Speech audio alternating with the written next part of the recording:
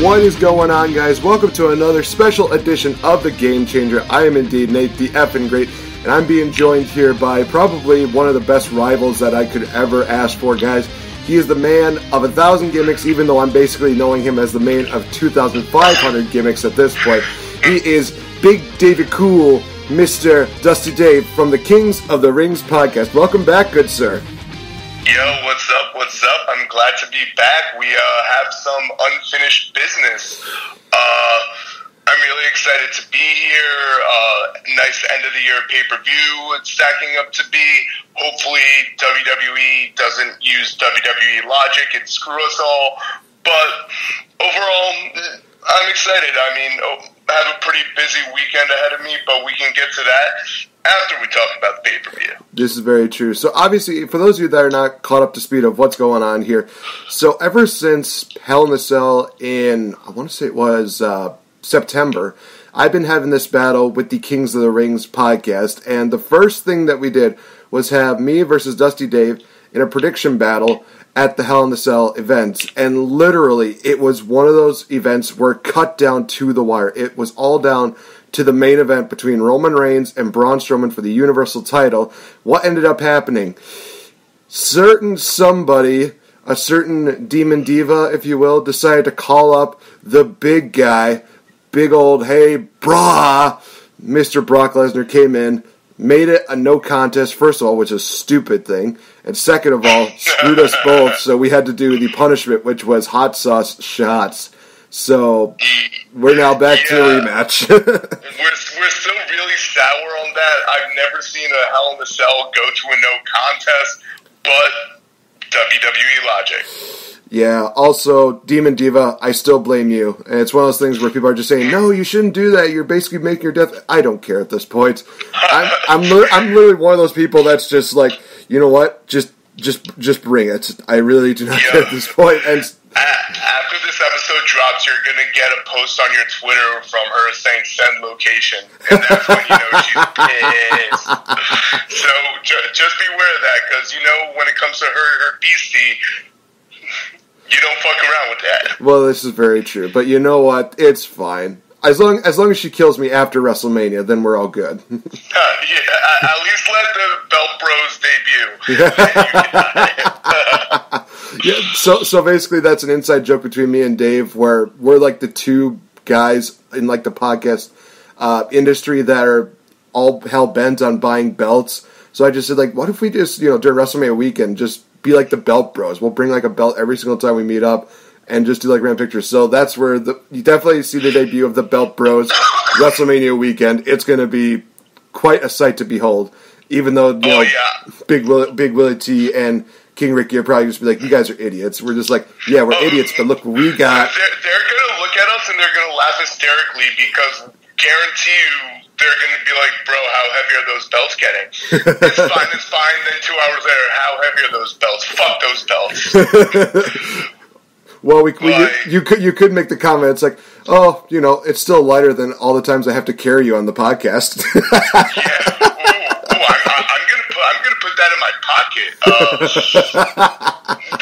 That is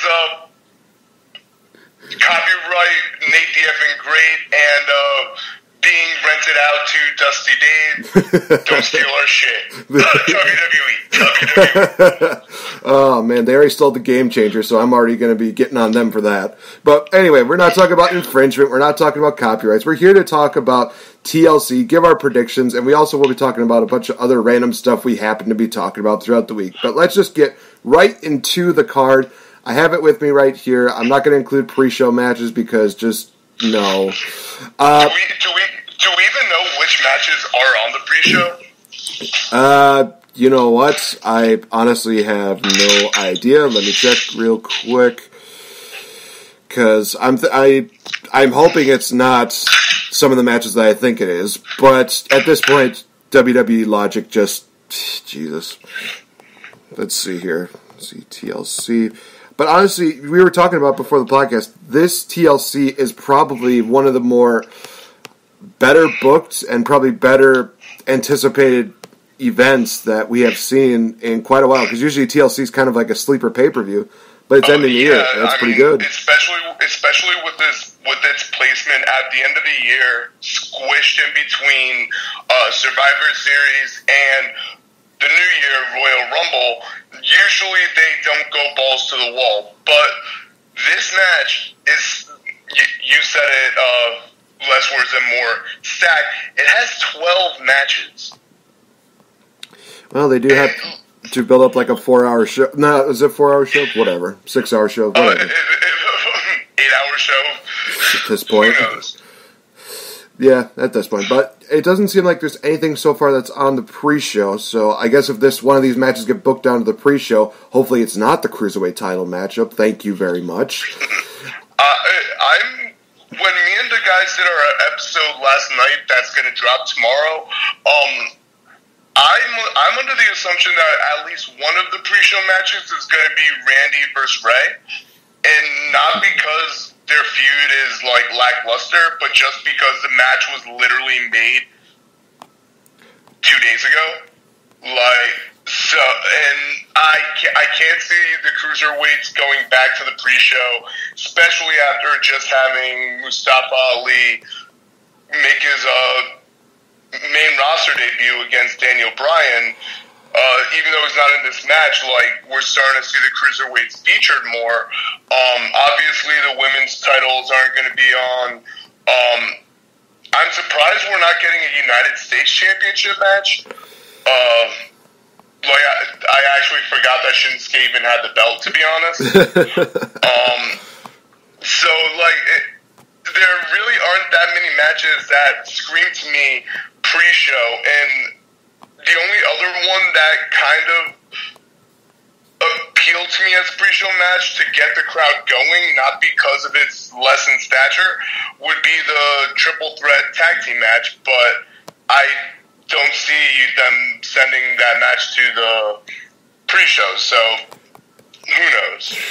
Who definitely knows at this point. But let's not waste any time. Let's just dive right into it, guys. This is the TLC predictions made by Dusty Dave and Nate the Effing Great for TLC. Starting off with the finals of the Mixed Match Challenge tournament, basically, whatever they're calling it. It is the Fabulous Truth taking on Mahalisha. So this is going to be a two-pointer. So the question is, who gets the win? And who is the one that gets pinned? So, Dusty Dave, since you're the guest on here, why don't you start off with this? Who do you got winning? So do you mean we're picking the overall winner and who takes a pin, or who makes the pin and who takes the pin? Which team gets the victory and who gets pinned is basically what I'm saying. Okay. I'm going to say the Fabulous Truth wins, and really it comes down to just they've been everywhere. And obviously when you compare Alicia Fox and Carmella to the men, Jinder Mahal and R-Truth, normally I would normally pick Mella, but I think R-Truth is going to be pinning Jinder Mahal. I could still see that. I could see them doing kind of a fluky victory where it's just Jinder gets, distracted, R-Truth comes out of nowhere with the little Jimmy. Yes, I'm calling that. I don't care what anybody says, because that was one of the best gimmicks of all time. Oh my God, indeed. So, for me, I'm going to agree with you on Fabulous Truth taking the victory, but I think it's going to be Miss Foxy who's going to be pinned. I think that Carmella probably needs the pin more than anything, and honestly, it could go into a bigger storyline for her down the line. But we also have to bear in mind that the winners of this will get the number 30 spots in the Royal Rumble. I'm surprised they added that. And once they added that stipulation, all my picks changed. But then everyone, one by one, started getting injured and replaced. You had Braun Strowman injured and replaced, but he's in a match later. You have Finn, who was injured and replaced, and he has a match later. So, it's kind of fishy the way they did it, but I'll give them that mulligan. Fair enough. Yeah, just a lot of It feels like WrestleMania 32 all over again. Yeah, which is terrible because normally we don't get that till the Road to the Rumble, and last night one of the boys mentioned, we're getting the injury bug out of the way. I'm not convinced that it's out of the way, and being that there is no season type of a thing instituted with professional wrestling or sports entertainment, quote unquote, I think we still have the potential to see a few more big name injuries. But I mean, rumors are that Kevin Owens is going to be back at the end of February. Not sure about Sami Zayn, but that injury list is really long right now. It really is. Speaking of injuries, this could definitely be one of those matches that could be very injury-prone, that being the chairs match between Randy Orton and Rey Mysterio. I'll pick first for this one. I'm going to go with Rey Mysterio on this one. I think that Randy Orton has had quite a few victories up his sleeve, so I think that it's only fair that Rey Mysterio gets his retribution here at TLC. I think this feud is going to continue on, but I just think that right now that it wouldn't really make too much sense, in my opinion, to give it to Orton. So I'm going Mysterio. Well, I mean, the way we look at it, Orton had the long feud with Jeff Hardy, and they did the Hell in a Cell thing, and then, he kind of moved on to Rey.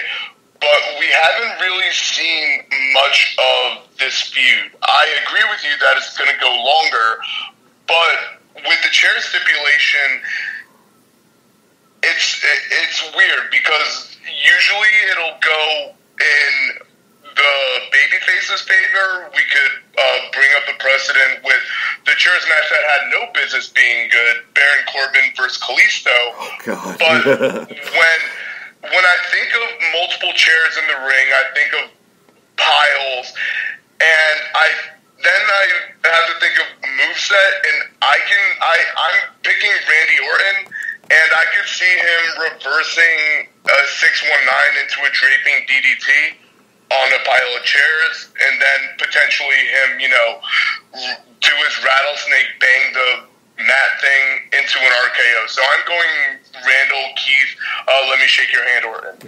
Oh, God, we had to bring that shit up again. Oh, God, that's going to be brought up, going into his Hall of Fame speech.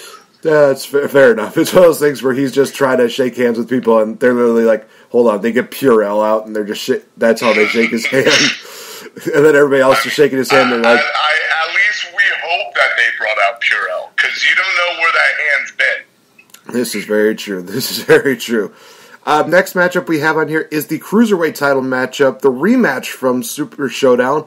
Buddy Murphy taking on Cedric Alexander. I will tell you guys this. I got a chance to watch 205 Live. I will be doing a recap on that a little bit later on, more than likely. We're recording this on Thursday, so I'll try to do one on Friday if it's not posted up yet.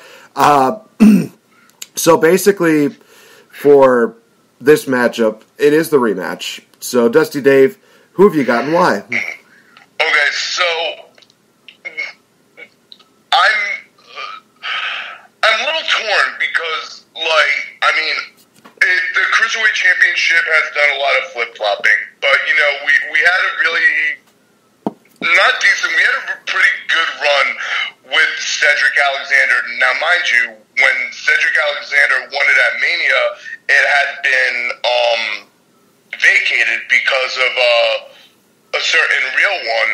But they had their match at Mania, and I think it was the last match of the pre-show, so, you had a full arena, and people really could see what the Cruiserweights did. Fast forward to Super Showdown. Now, Buddy Murphy was not the heel that I thought would take the title off of Cedric. I thought Hideo Itami may have been that heel, or even Drew Gulak, because that was when Drew Gulak was kind of like the top heel. But it was Buddy Murphy, and Buddy Murphy, ever since he joined the Cruiserweight division, I can't even believe that he used to be in a tag team with Blake.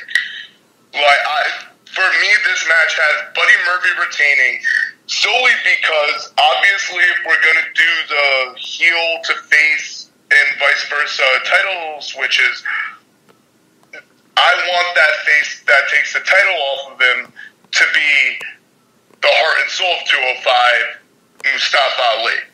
And I can easily see that happening on the road to WrestleMania or at WrestleMania proper. But for TLC, I have Buddy Murphy. Couldn't have said it better myself, and we're in agreement again. Buddy Murphy. I don't see them putting the belt back on Cedric Alexander, at least not in the foreseeable future. Maybe when Mustafa wins the title, maybe they'll turn Cedric heel. Who knows? I could see that, because when they faced at Mania, it was a face-face match. Like, they were, and the match they put on was stellar. And, I mean, Mustafa Ali's been the centerpiece of a lot of stellar matches on 205 Live. So has Cedric, and so has Buddy. So, like, you could tell that the three of them have a lot of chemistry with each other. But, yeah, like, I could potentially see, maybe down the road a heel turn for Cedric, because, like, you haven't really seen many heel and face changes on 205 Live, but now they're starting to be utilized in smaller feuds on Raw and some on SmackDown, so there's a lot of potential moving forward. There really is, and I'm looking forward to seeing what kind of progress they make with this. Next matchup on here is the tables matchup, which features Natalya taking on Ruby Riott. I'm going to get mine just out of the way. I'm going with Natalya. After this past Monday, it was one of those situations where it's like, oh god, they're bringing too much real-life situations involved in this. I'm literally at the point where it's like, the Hearts have endured enough. Just stop it already. You had Brett dealing with his deal with 97. You have the whole deal with Jim Neidhart passing away. Just give the Hearts a break already. And it just feels like it's going to be a feel-good moment for Natty to defeat Ruby Riott. So that's why I'm going with Natalya. Now, I'm going to go right off the bat saying I'm going with Ruby. Now, I agree with you. They've been giving the Hearts it's been a really bad stretch. And I mean, Natalya's had to overcome a lot with bad gimmicks, getting past the name. However, tables matches, while I mentioned before with the chairs matches, they normally go the way of the face. The tables matches usually go the way of the heel. And booking-wise, I know it was just kind of recently that Natalya turned face, when she was helping Ronda. But to fill in the time between now and WrestleMania, there has to be someone, I believe Ruby Riott is going to be the first heel to challenge her, but I think Ruby's going to win, and I think we're going to see a heel turn that was going to see Natalya maybe in a Fastlane match with Ronda, but it was messed up that they brought up the Jim Neidhart thing with the sticker on the table. But one thing I will say, and I'm a little salty about, we as fans always say, we miss the Attitude Era, and we want the Attitude Era. And then when they do stuff that was typical of the Attitude Era, making these feuds, personal, where they blur the lines between kayfabe and reality, when they do that, then the fans say, it's too much. So we as fans are spoiled. And, but the one thing I do dislike about Natty's promo on Monday, I hate how around November, December, every year like clockwork, they always have to bring up the Montreal Screwjob. Yeah, I agree with that. Again, give the Hearts a break. Yeah, it's terrible, but, and mind you, Ruby Riott's going to have Sarah Logan and Liv Morgan at ringside. There may or may not be someone that helps Natalya out, But I think that 3-on-1 pack mentality that's usually associated with the Shield, I think that's going to play in the way of Ruby's favor. And she's just been one of the consistent good performers. And I would love to see her get a run with the belt. Unfortunately, I don't think it's going to happen till the middle of the year because we have Ronda with the Raw Women's Championship right now. We have Becky with the SmackDown Women's Championship right now. But I think maybe on the road to SummerSlam when we're going to see some secondary players get elevated. No, I definitely do agree with that. And who knows, maybe Natty will get drafted back to SmackDown after WrestleMania. Who knows at this point? You never know. All right, so we have the triple threat tag team match for the SmackDown Live tag team titles. We have They Aren't Just Raising the Bar, They Are the Bar, defending against the New Day and the Uso Penitentiary. Another two-pointer, Mr. Dave. We have who comes out on top as the victors and which team is the one that ends up getting pinned. So, starting off with you, who do you think wins the titles and who do you think is getting pinned? Okay, I think the Usos are going to be victorious. My reason being, like, if you look back on the Survivor Series, the Usos led the only SmackDown team to win. Apparently, that doesn't matter to anyone, but they did. And don't get me wrong, Sheamus and Cesaro are extremely talented, as are the New Day. But I would like to see the Usos get it. Like, they've been constantly on the top, and their names and the New Day have always been in the title picture for the past 2.5 years. So I'm having the Usos pin the New Day. That's a very interesting pick. Honestly, I could see that happening too. For me, I'm going to go with the Bar retaining and they pin... Man, I'm actually kind of... Because Mr. Fretz, he had his predictions for TLC up, and I think I remember him saying the Bar pinning the New Day. And it's like, that would make sense, because then that would develop the Uso storyline a little bit more. You know what? Screw it. I'm gonna do that. I'm gonna also agree that the New Day gets pinned in this, but the Bar retains. Maybe the Usos are the reason why they do retain. And I mean, it's interesting because you've had these three tag teams, like, for the foreseeable like, how many months now these three teams have been in the main picture. But we still have the Good Brothers who don't get any time.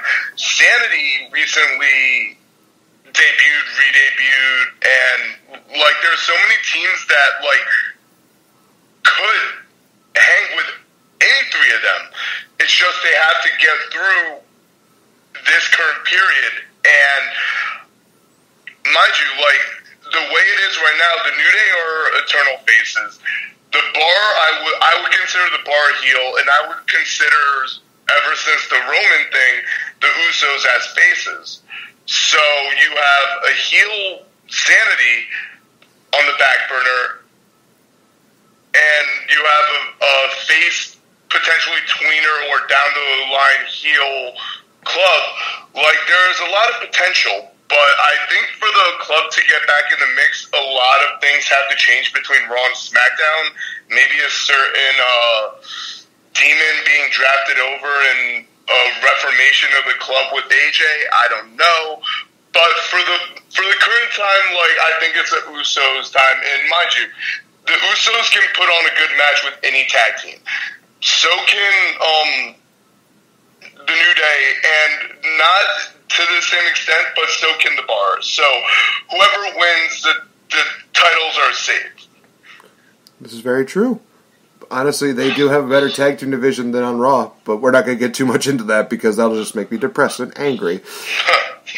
Speaking Uncle Bobby. Right? Oh, man, speaking of depressed and angry, next up we have the No Sense ladder match, in which we have Elias versus Lashley.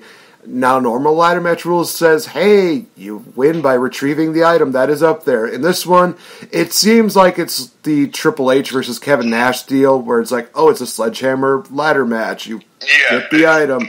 And then you can use it on your opponent, and then it's by pinfall. It's like, what does this have to do with anything? So it's another 2-pointer. So we got who comes out victorious and who will get the guitar. First off, yes, you heard me right. There's a guitar hanging above the ring. I mean, it's Elias. I understand that point. But at the same time, it's like they could have done something else, like maybe a title shot or maybe some kind of monetary reward, something like that. They could have done something like that. Nope, we're doing a guitar. Great job. It should have been a Leo Rush on a pole match.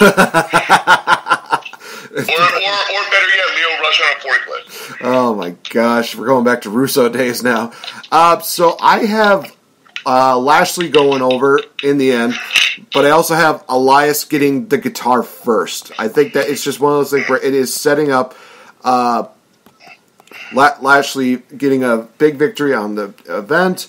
I don't think that Elias is going to get harmed by this, matchup here. He's had quite a few great victories on Raw, so he's at the point right now where, again, even losing, he's still winning because people are still going to get behind him. It's if he was losing consistently, I think that's where people are just like, well, we're kind of losing interest in this guy. So, like I said, I got Elias getting the guitar first, and I have Lashley coming out victorious, unfortunately. Okay. I also have Lashley being victorious because, like you said, Elias won't be hurt by a loss here.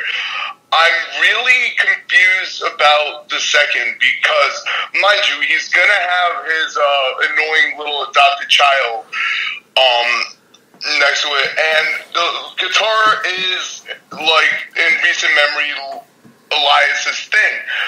I'm gonna go with Lashley getting the guitar first. I was considering saying Leo Rush, but I don't know how close or how much time he'll have in the actual ring helping out Elias to get the guitar. To help Lashley get the guitar, but I think Elias will be the one to use it. But I think Lashley is going to be the one to get it. Fair enough. All right, so we have one of our matches that could definitely be I guess you could call it a dream matchup. It is Finn Balor taking on Drew McIntyre. Hopefully Finn Balor is doing better than what he was before. He's not injured. He's just been feeling a little under the weather. From what reports have said, he's going to be okay going into Sunday.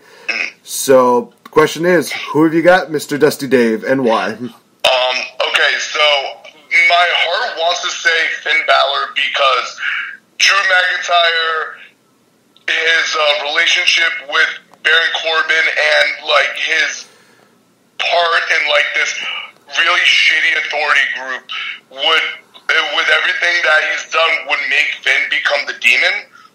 But, mind you, they just did a throwaway Drew McIntyre's first loss since returning to Raw to Dolph Ziggler. So that's already out of the way. But I don't see him taking another pin so soon. So I have Drew McIntyre winning, but deep down in my heart, I hope I'm wrong, and I hope it's to Demon Finn Balor. Like, we got an appearance from him in that shitty feud with Baron Corbin at SummerSlam.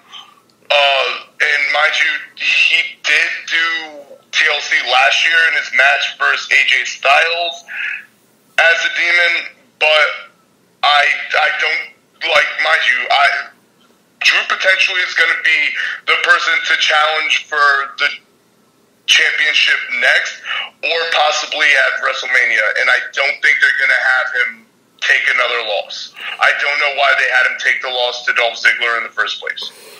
Yeah, I don't know either. It's beyond me what they were thinking. But, again, another one of the situations where you said it best. Everything you said, I completely agree with it. And I also agree. Unless it's the Demon, I see Drew McIntyre coming out. He's going to be the big deal going into 2019 as far as Raw goes. So, who knows? Honestly, I could honestly see him maybe going to SmackDown, win the WWE title. But we'll just have to kind of wait and see how this goes. Yeah, I mean, there's so many people on each roster that I feel with a roster switch can invigorate their character, and they could have a shot at the brand's respective championships. Like, the possibility is stories are endless. And then if you factor in potential call-ups from NXT, like, everybody's fearing it because they've been very bad with the way they've handled call-ups, but I could easily see a couple call-ups for each brand, and then factor in they just signed the new deals. Raw staying on USA and SmackDown's going to Fox. I see some big names changing. I do know that Fox wants Rousey on SmackDown. So it's really like a wait and see, but obviously we're getting ahead of ourselves. Well, only a little bit, but it's all right. We've been jumping everywhere during this podcast, and that's totally fine. That's why it's called the Game Changer, because it's never consistent. You're welcome, ladies and gentlemen. All right, so the next matchup we have on here is the highly anticipated TLC matchup between Braun Strowman and Baron Corbin. Stipulations being that if Braun wins, he gets his Universal title shot at the Rumble, and Baron Corbin will be stripped of his duties as GM of Raw. If Corbin wins, he will be the full-time GM of Raw. I'm just getting mine out of the way. I'm going with Braun. I think that this is one of those things where even if he had like a minor deal with his arm, I think that it won't stop him from going in there and just decimating Baron Corbin like absolute madness. And I think that he's going to get his title shot at the Rumble. We're going to get Braun and Brock again because reasons. And yeah, I think that's really all it is going to boil down to. So going with Braun for the win. Yeah, I'm agreeing with you with Braun for the win. I do also believe that his injury was not embellished, but they made it. I want to say they made it out worse than it was to be. Baron Corbin's just not working for me as an authority figure. He really isn't. Like, I mean, don't get me wrong. Like, I've supported heel authority figures in the past, but like the changing the matches like every week, like it's run its course. It's so boring, and I don't know if we're gonna have, because mind you, they did a TLC match this past week, and that was the first time we actually saw a referee in the ring, and it was Heath Slater, and Heath Slater did make his presence known. He knocked Seth off the ladder. I think potentially we're going to see a ref bump, and I think in this go around we're going to see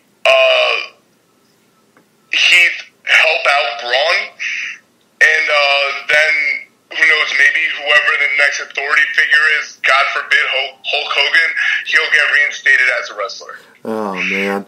I honestly just had like a crazy idea in my head of, there was another point I was considering of having who would replace Braun Strowman if he is legitimately injured.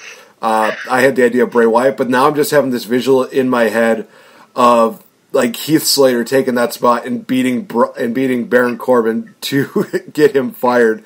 All I'm thinking to myself is, oh my god, this is literally like him and Seth Rollins all over again. People are just going to go nuts. You brought up Bray Wyatt, and last week when I met Asuka, Bray Wyatt was also there, and I was with Kim, I was with Cody, and I was with Bray's superfan Ashley, and she's met him so many times, he knows her by name, and when she comes up to the table, he gets out of the chair and gives her a huge hug. And she asked him, when are you coming back? And he did say soon.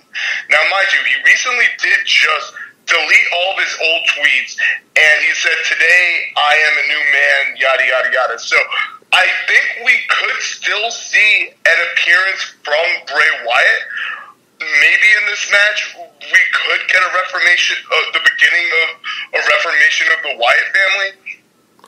Like TLC matches, it's kind of like balls to the wall, so I could potentially see multiple people cause a ruckus from the outside. So I wouldn't completely dismiss your Bray Wyatt idea, but I do think Heath Slater will at least be one of the people that gets involved.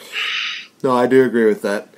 So what we got next up is the Raw Women's Championship matchup. It's the matchup that never got a complete finish, that being Ronda Rousey, the Breaker of Arms, taking on the Face Breaker, quote-unquote, major quote-unquote, Nia Jax. Jesus. Oh my God, I hate her so much.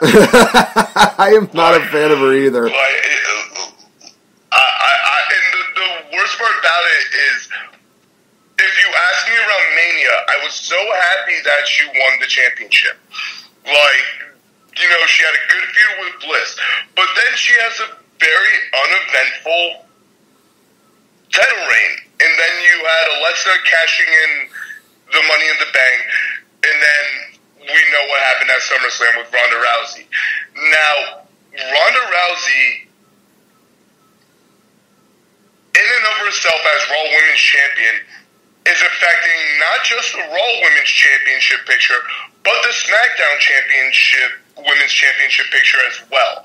Now, Ronda has yet to be pinned for the title.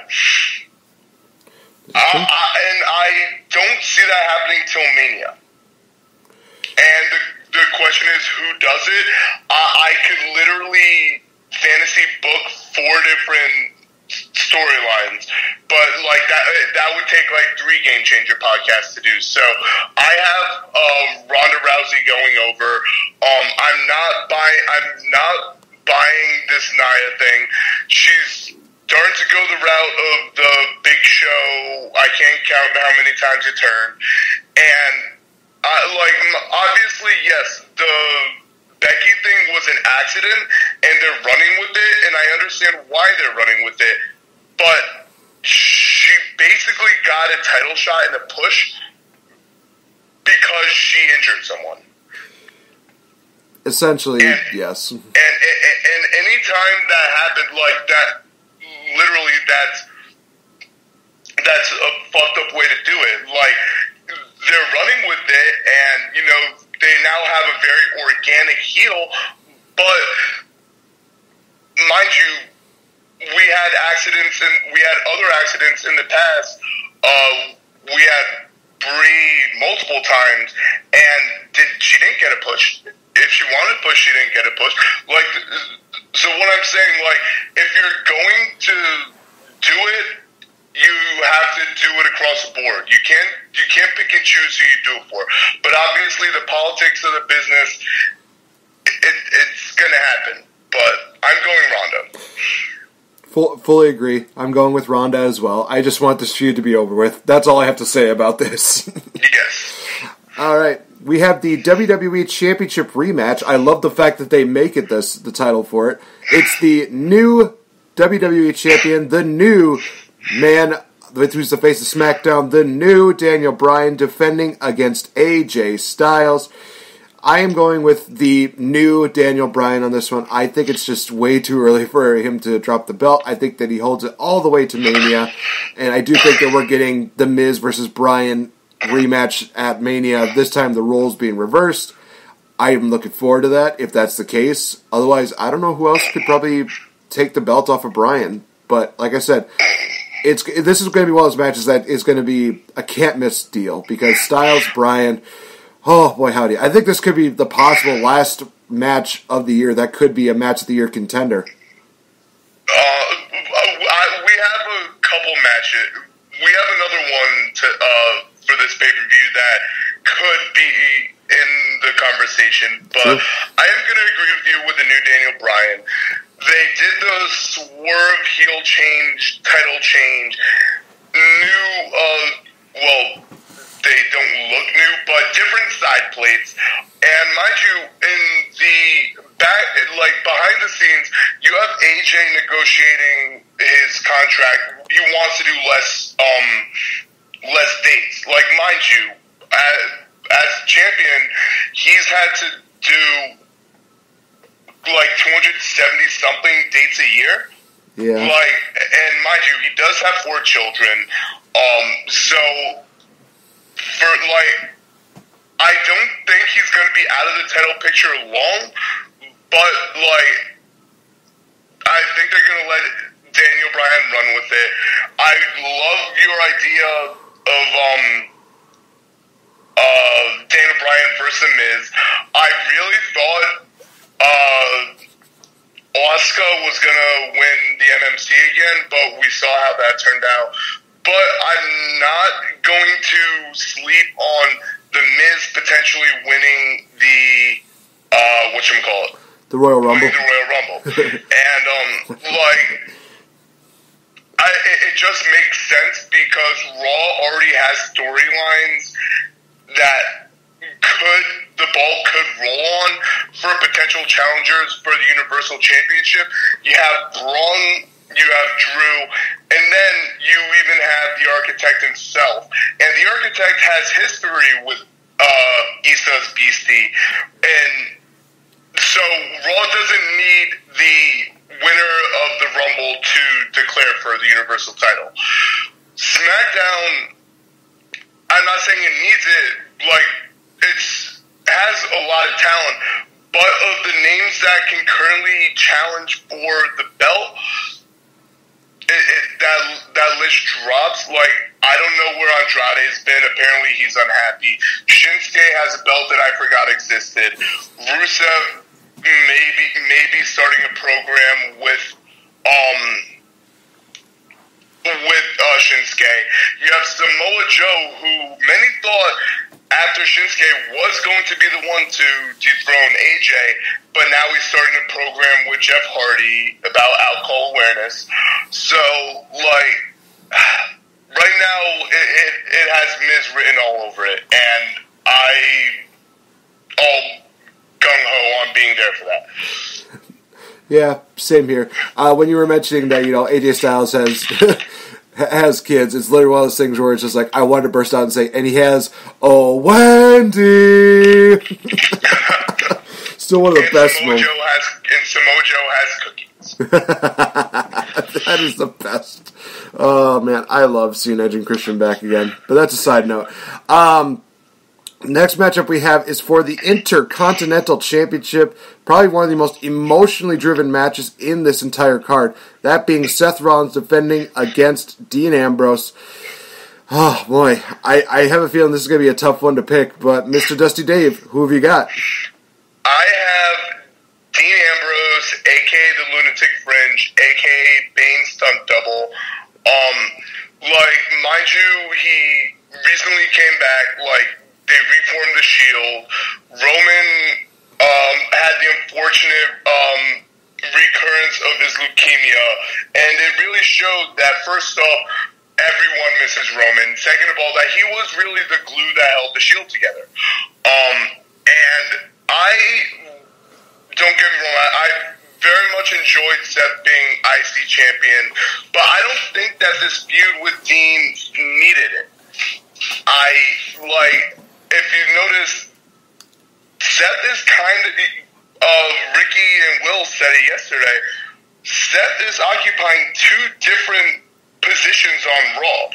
He's the top face, and he's the IC champion. And he has the thing with Baron Corbin, like the anti-authority figure, and he has a feud with Dean.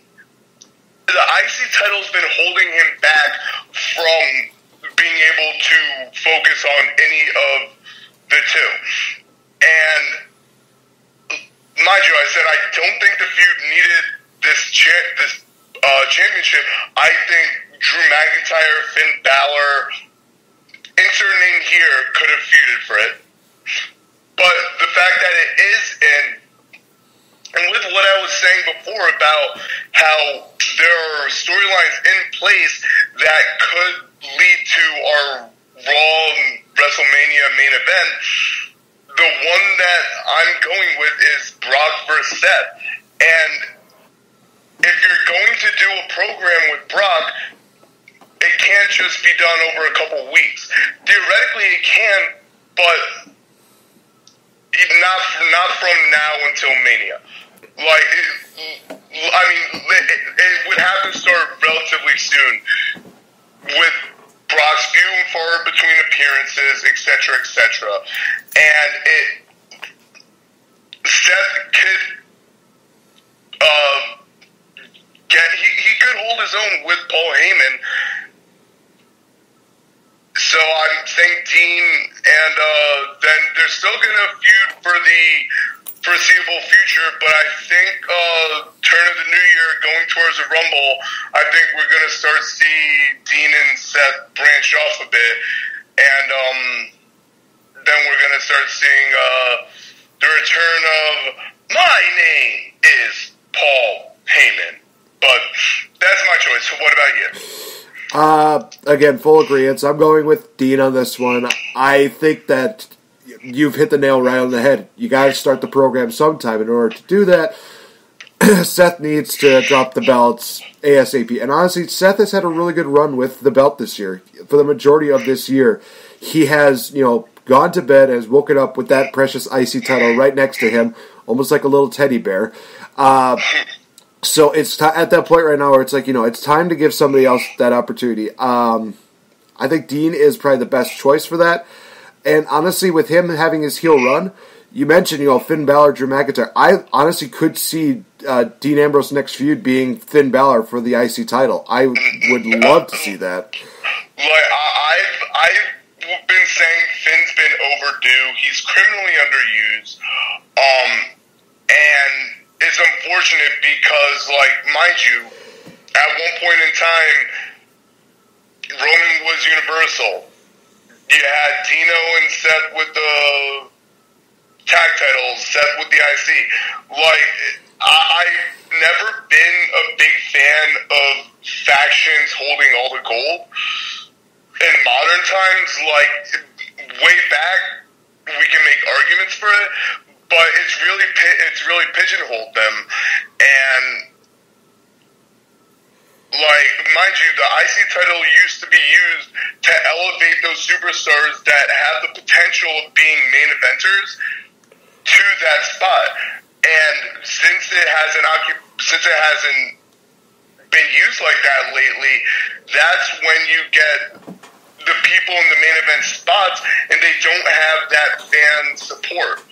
Or they're faces, but they're being booed. Or they're heels, but they're being cheered. Because you're not seeing that progression. But Finn Balor would be good for it. Drew McIntyre, he's held the title in the past. He would be good for it.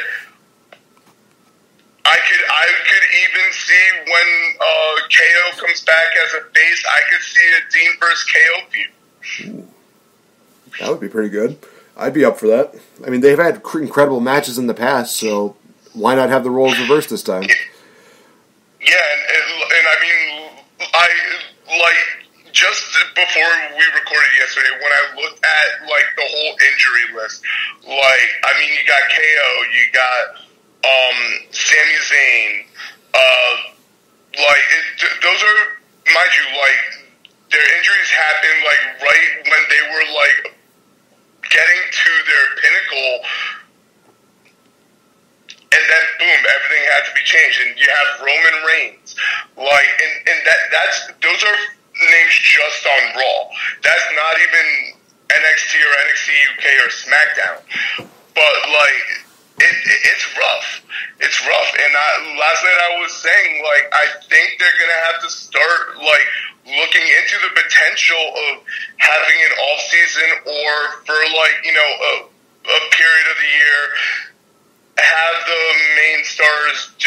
some of the main stars do less dates, feature new faces, get them, kind of crowd ready, so we don't have these injuries. Because if I'm not mistaken, I think Dakota Kai just potentially tore her ACL. She's going to be out 6 to 9 months. And this year-round thing, we're starting to see injuries take superstars out for longer and longer periods of time. Yeah, it really, really sucks, especially when it comes to women that are working so hard and really just developing and becoming so much better than what they were before. I make the case for Tegan Nox. A lot of people were definitely thinking that she was going to be one of the huge, people to win the whole Mae Young Classic. But then she had that freak accident during the her match with I'm trying to remember. Rhea Ripley, or was it Lauren Matthews? I think it might have been Rhea Ripley, if I'm not mistaken. But it's just one of those things where it's like, beforehand, she talked about, missing out on last year's Mae Young Classic. This year, she gets to be a part of it, and you just see, as soon as, she was in the back, she was just absolutely bawling. She was just emotional. It's one of those things where it's like, damn it all, no, she would have done so much. God, why do you hate us right now? I mean, you brought up Tegan Knox, and yeah, she had the two freak injuries 2 years in a row. But even just from her demeanor, I follow her on Twitter. She's my early on Mae Young Classic 2019 winner. Oh, God. She's my early on, and I mean, look, Kairi Sane was great. Number one, Toni Storm getting a chance to see that match live was, and the former Nixon Newell, I don't think I've ever seen a better shining wizard. Adam Cole's is almost there, but I think Tegan's is better. But yeah, it's unfortunate. I mean, especially now that WWE is starting to do these tournaments to showcase people who they otherwise would have had to take different paths to the WWE. But we're seeing all this talent that I would have never known existed. One of my favorite factions now, everyone's all about, the Shield. You want to know my favorite factions right now? Los Ingobernables de Japón and Ring Kampf. I was thinking Undisputed Era. They're my jam right now. Yeah, and then I mean, you have Undisputed.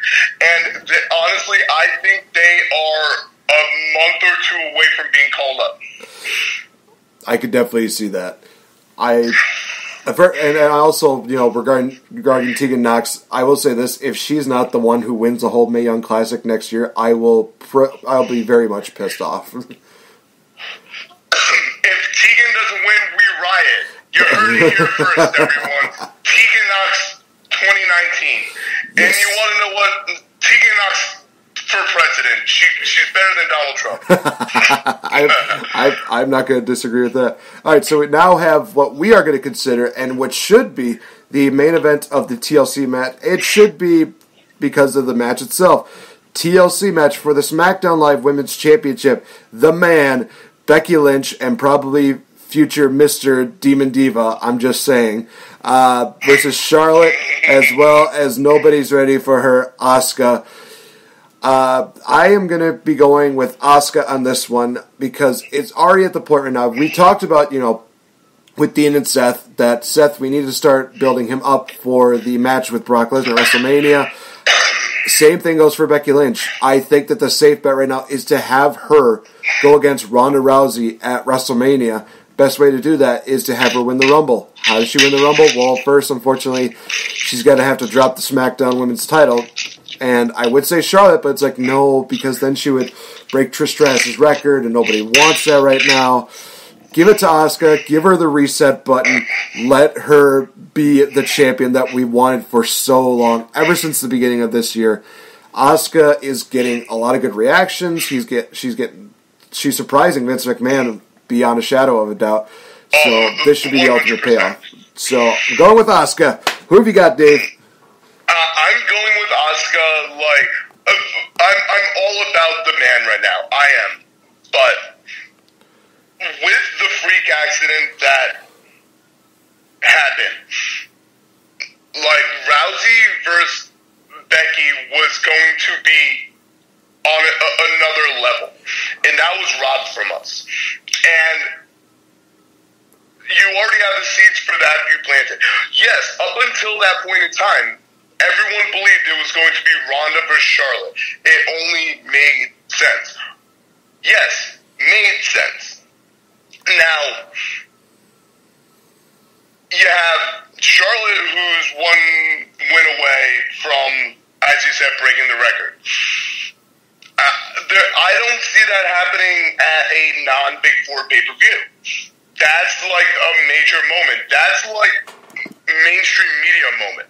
That's a Big Four moment. Now, we all believe Asuka was going to win the title at Mania. I was very pissed when it didn't happen. But I have Asuka winning, and I have her pinning Becky because we're going to see Becky do a shortened program of what she's done becoming the man in the Rumble, and she's going to challenge for the Raw Women's title. Mind you, once she challenges for that title, she's now a member of the Raw roster. Then you have 3 of your horsewomen on one show. You just need Charlotte. And I think Charlotte could be after Mania switch, and I think one of your main feuds going towards SummerSlam, 4 horsewomen of MMA versus 4 horsewomen of WWE. I could definitely see that. That would be honestly really awesome, to be fair. And we also get we get 2 of the horsewomen in a tag team matchup next week on NXT. It's going to be it's their NXT TV debut. They're against Dakota Kai and Io Shirai. Io Shirai, like knowing now about like the Dakota Kai injury, like I don't believe it took place in that match because I think these tapings happened right after Survivor Series.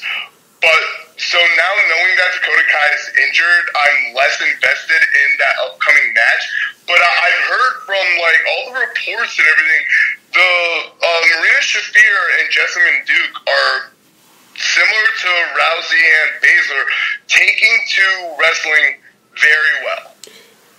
That is, and I mean, and they already have the heel work, with the way they cost Kyrie the title and the way they got involved in the 2 out of 3 falls. So you already have that storyline there. And you have Baszler running the NXT Women's Division as a heel. Really, the only puzzle piece that you don't have is Ronda Rousey, being that she's still a face. But I think we've started to see it, like, even in the past couple weeks, she's not always having the fans behind her. So she's starting to go through what we had mentioned earlier, the face being booed.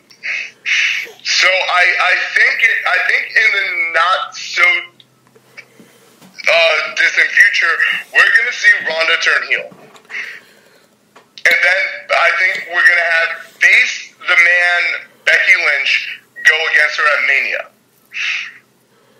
Yeah, I definitely do agree with that. I think that that's the direction that they should go, and I'm hoping that is still the direction they go with. Oh gosh, it's going to be a beautiful thing. Although I will say this, one thing I will look forward to when it comes to Sunday is going to be the reaction of one Demon Diva when she sees Becky Lynch lose the title. I live for Issa's reaction videos. Her Saint Shinsuke one scaring little Roman. Like, even her video when she met Becky this past Friday at iPlay. Like, I love that the first thing she did is she just bowed down. Like, literally. And, I mean, I haven't had, like, reactions of that level except for Finn Balor because he's my favorite. But, like, I got a chance to meet Asuka last week, and literally, like, she was the nicest person ever. Like, she signed all 3 of my Funko Pops, and she signed my Evolution Women's Championship. I was with Cody Repass, the Bray superfan Ashley, and Kimber Lastkick, who, for those of you who don't know, the jacket that Becky Lynch was wearing on SmackDown, Kim made that for her. That is really awesome. I remember you posting about that. Yeah, Kim actually painted that jacket for her. Like they're on like a close friend basis. Like they talk to each other. Like and Kim and her husband they're awesome in person. They I love them to death. Shout out to the both of them. But so there you have it with TLC. Now I had mentioned I have a crazy weekend ahead of me. So tomorrow night, myself and Nikki Skywalker, the Valkyrie, will be at Ring of Honor Final Battle. And I'm stoked for that. I will be doing some meet and greets. I need to figure out who. And then on Saturday, myself, King Ricky, and Willie T will be in attendance in Queens for the Shine and Evolve shows. Shine, for those of you who don't know, is a all-women's promotion. The title is currently held by a Mae Young Classic competitor, Allison Kay, also known as Sienna from Impact. And she's actually defending the title against Sue Young, who up until recently was the Impact Women's Championship, the Impact Women's Champion. And then for Evolve, we have Roderick Strong making an appearance. He's going to be in a triple threat against Evolve Champion, who's the Evolve Champion? Fabian Eichner, who's also in NXT, versus Roderick Strong, versus Austin Theory, who is a great indie performer. And you also have the Street Profits, who are going to be in attendance. And Cassius Ohno will be against Darby Allin, who, first time I saw Darby Allin live was at the Northeast Wrestling Show when I met Kenny Omega, and I saw him against Pentagon Jr. You tell, how much some of these performers love the craft of wrestling with how little regard they have for their bodies. And I mean, the location for the shows, it's normally a nightclub. So it's a very small venue. It's where they had the Progress New York City show I was at. But so we're really excited for that. And as Nate mentioned, myself, King Ricky, and Will lost the Survivor Series prediction battle to Team Game Changer, 2-1 Nate the effing great, 2 Agent Cooper, and 3 to the turncoat, Mr. Fretz. Mr. Fretz, I love you. Congratulations on your guys' win, but I also didn't get a chance to say yesterday. I want to say tonight, thank you for sending me a Christmas card. Mr. Fretz was one of the 2 winners of the KOTR rewards, so I sent him one of the Kenny Omega autographs, and he recently sent me a Christmas card, so I do want to thank you. So we lost, and Will did his already, the royal punishment. So this weekend, I will be eating a habanero that is covered in wasabi and covered in Tabasco sauce. Now, Will was a little lucky. Well, not so much lucky, he does suffer from an actual disease, but so it didn't mess up his intestinal system, he was able to cut out some of the seeds. I don't have that disease. I don't have any medical get out of jail free card, so I will not be able to. So I will be doing this live from the Kings of the Rings Twitter at KOTR podcast, most likely on Sunday, because I don't want to do it Saturday before the Evolve and Shine shows. Tune in on Sunday to see me eat a habanero with wasabi and Tabasco. It is going to be something I'm looking forward to. So, for those of you that are going to be curious, and those of you that have also listened to it out in the past, a lot of times when we do these prediction battles, we do a punishment for this. Now, for this time around, I already know that the whole Tabasco, the whole habanero pepper, that's already punishment enough. So you get a free pass on this one. Although, when Will did his deal, he actually proposed the idea of having a rematch at Royal Rumble. So here's the thing, and this is actually working out very perfectly because you mentioned a couple people that I would love to basically call out right now. First of all, you mentioned you'll be hanging out with Nikki Skywalker this weekend. I'm still waiting for my answer, Nikki. I'm still waiting. I let the challenge out to you for Royal Rumble. It's still out there. So by all means, when you see her, just say, "Hey, he's still waiting on that answer." I will absolutely check in with the Valkyrie. I know you are not one of her favorite right now because you guys won and we are forced to do the royal punishment, but obviously we are gentlemen and we did lose the bet. But you know the Valkyrie care for us. This is true. I know. But I will most definitely talk to her for you. And she'll be like, "Send location." She probably will because I'm actually tomorrow going to be driving to her area. We're going to take the train in together. So we're probably going to be on the Long Island Railroad, and she's probably going to be tweeting at you for a huge chunk of the afternoon when we're all the way into Manhattan to go to Hammerstein Ballroom. So your Twitter might actually blow up.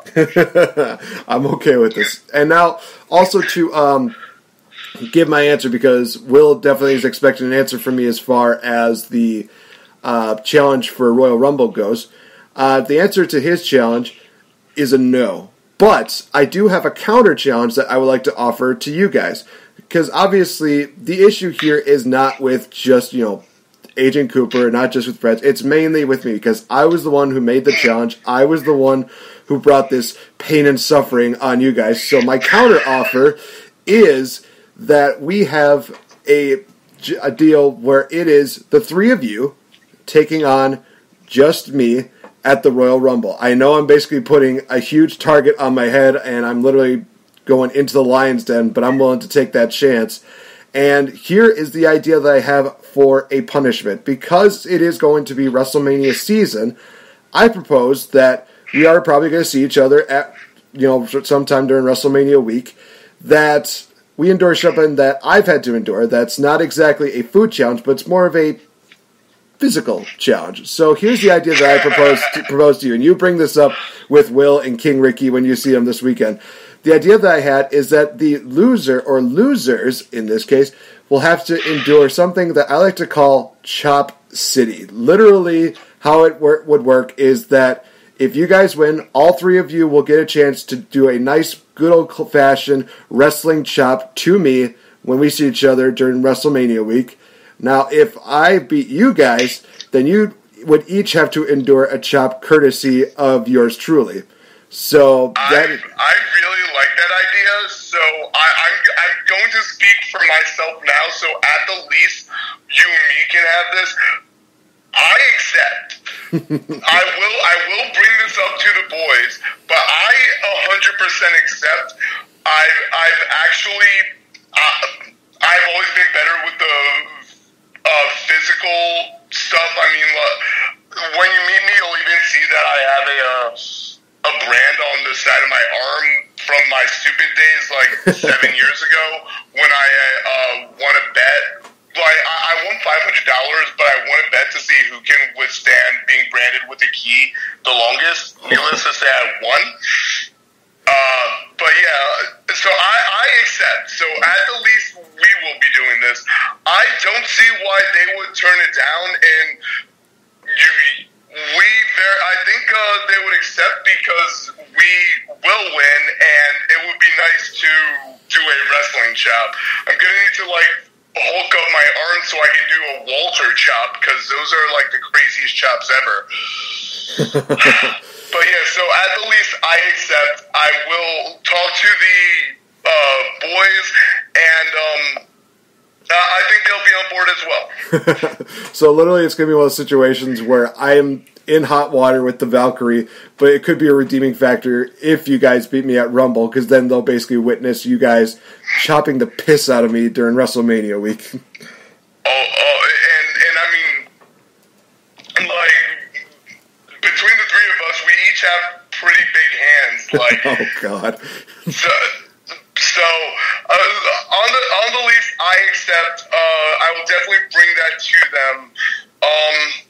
So yeah, answer from the other two to be announced, hopefully in the next week. All right, sweet.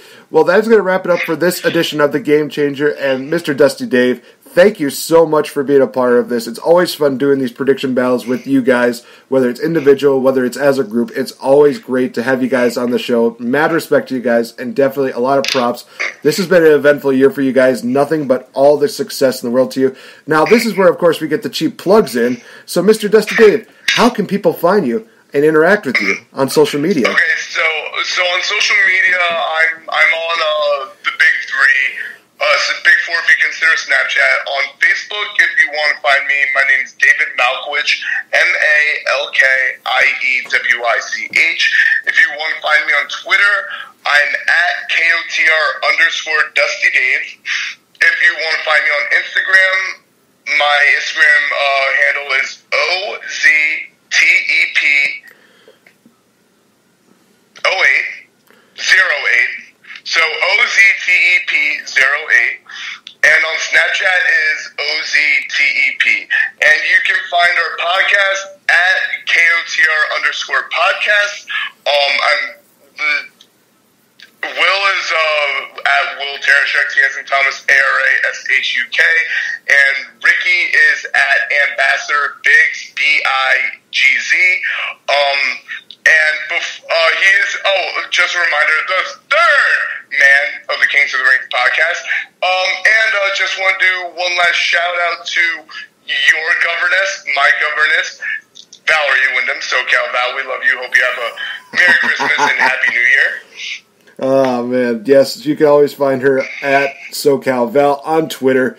Actually, it's also at SoCal Valerie on Twitter. So definitely go check that out. Also check her out on her Patreon page. It's always really great to hear from her and talk with her. So, guys, this has been the Game Changer crossover with the Kings of the Rings podcast, which is always a blast. So for Mr. Dusty Dave, the man of 1,000 gimmicks, I've been Nate the Effing Great. Thank you so much. I'll talk to you guys in the next episode. Adios. Bye-bye.